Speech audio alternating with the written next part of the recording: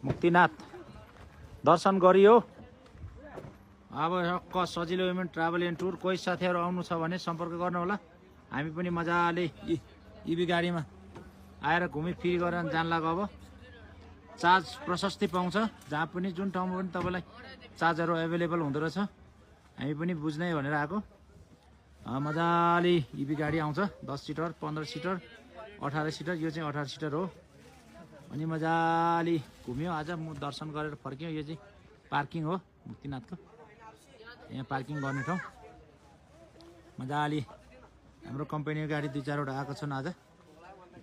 तपाईँहरू ढुक्क भएर इभी गाडीमा दर्शनको लागि रिजर्भ आउनु हुन अनुरोध गर्दछु। केही समस्या पर्दैन। ओके, नमस्ते सबैजनालाई, वेलकम।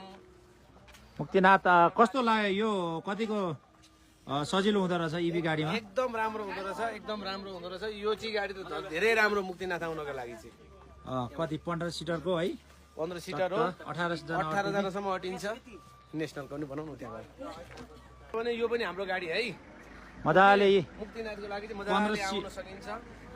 इलेक्ट्रिक गाडीमा चाहिँ एकदमै राम्रो हुँदो रहेछ। इलेक्ट्रिक गाडीमा चाहिँ धेरै कुराको बचत हुने, आर्थिकदेखि लिएर सबै बचत हुने, यसमा इन्धन नलाग्ने, ठाउँ ठाउँमा चार्ज गर्दा हुने रहेछ है। यो चाहिँ धेरै राम्रो छ इलेक्ट्रिक गाडीमा।